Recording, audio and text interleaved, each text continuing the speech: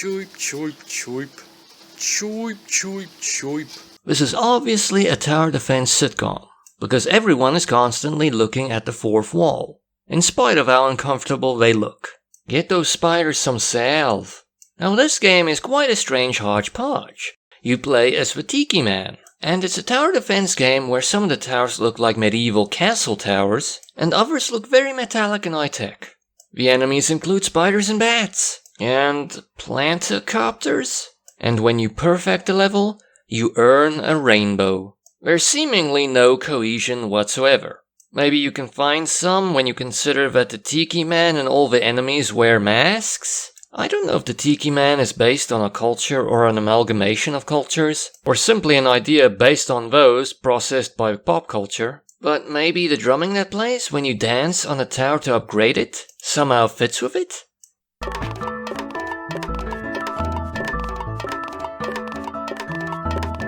And to top it all off, there isn't a story or narrative to explain why any of this is happening.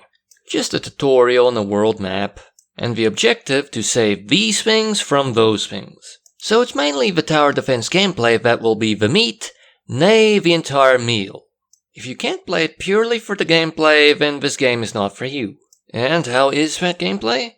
Really tight and surprisingly engrossing. We're something where you only start with 6 tower types. Every one of the trees on the map is a node where you can place a tower. So your node and tower selections are imperative to ensure that you make the most out of your coins and defeat the incoming wave. Also important is the fact that towers can level up after they've earned enough experience, benefiting and upgrading in various ways. It's not always obvious. I know for a fact sometimes the benefit is increased firing range, and other benefits probably include increased firepower and firing rate. The towers level up from blue to yellow to red to purple to grey, at which point they're monstrous. But kills alone may not level them up quick enough. In that case, you have to dance on them. So another integral part of your strategy should be determining in what order towers should be helped to upgrade. But you can't just plant yourself on a tower and leave it at that. Because once monsters are defeated, they drop coins that you can use to buy more towers and upgrade existing towers, which will be necessary to defeat the level. That's Tower Defense 101. But you can't just wait until all the enemies of the wave are defeated, because eventually the coins will start to flicker and vanish. But once again, don't be too hasty here. If one of them connects with you, they knock you out and scatter your coins to the winds in a Sonic-esque fashion. Wasting time, you could have been dancing. You also collect the odd crystal, which you can use to upgrade towers immediately, but more often you'll use them to unlock other tower types for the level. And they're a necessity if you want the stronger tower types, because research resets after each level. So simple and tight mechanics combined with a great many things to consider when you're building your strategy for the level. This means, like a great deal of other tower defense games, when you're winning, it's absolutely euphoric.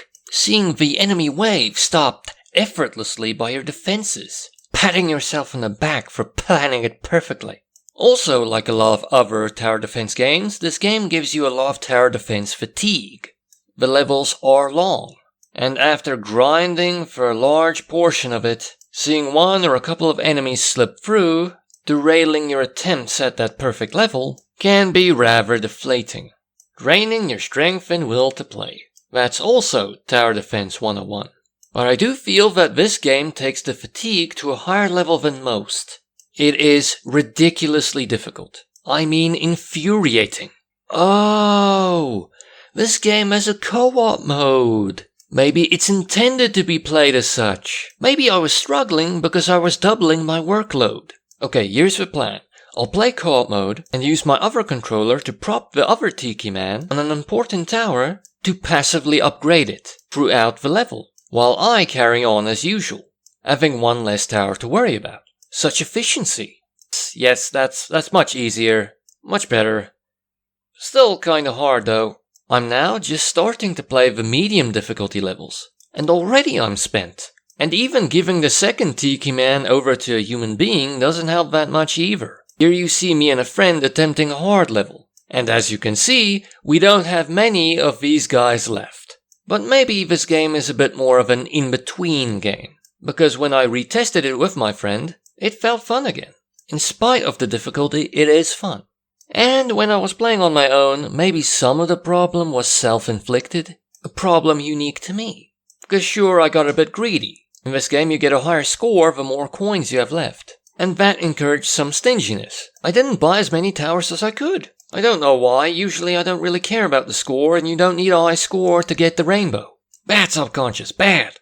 And another problematic feature that contributes to this, perhaps also self-inflicted, is the fact that some levels do give you another tower type as a reward to be unlocked alongside the other towers on levels, being permanently available to be researched. I'm sure you can get this tower without getting the rainbow, but I'm too much of a completionist to do that.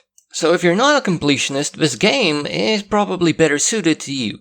The game also has some nice crisp visuals. Kind of has a cartoony feel with all the outlines around you, the enemies, and the trees. Plus it's so in kind of a lush way. It kind of reminds me of the visuals used on games that you can play on Facebook. The elements stand out quite nicely from the bright plain terrain. The towers can look a bit strange though, so grey and built. The earlier levels however do start out a bit plain, but later levels have a few more spices.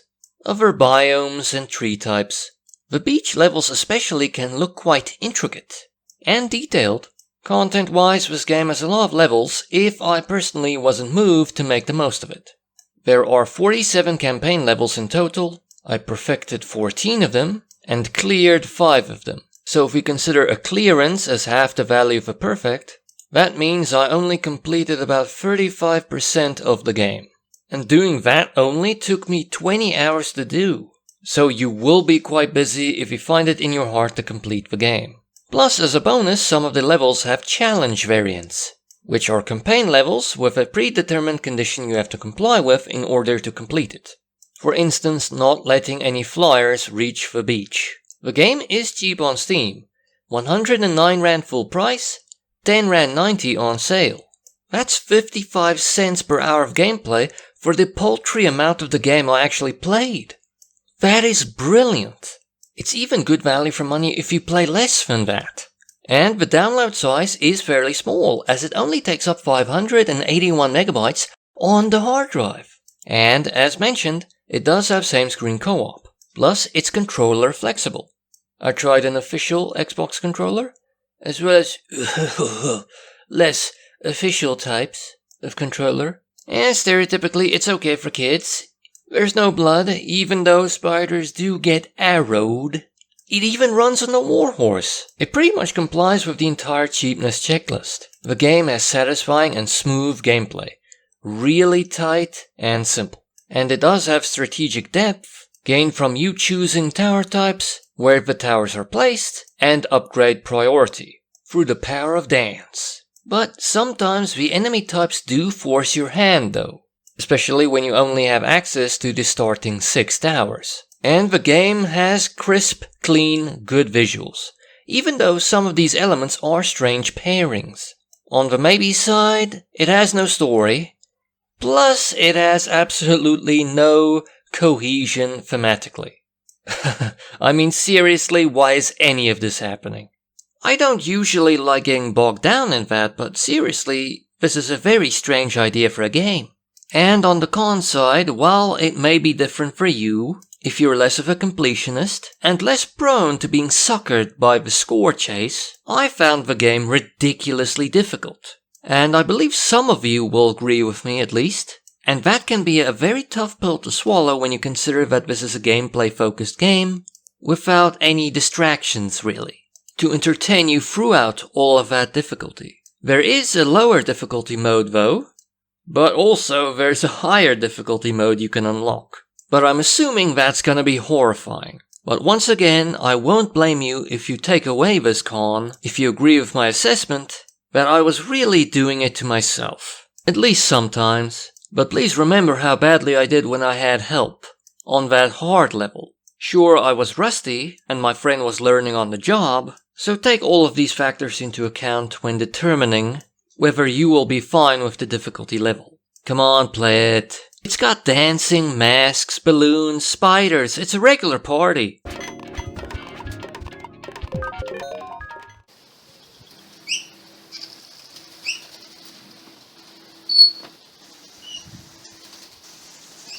choip, choip, choip. Choip, choip, choip.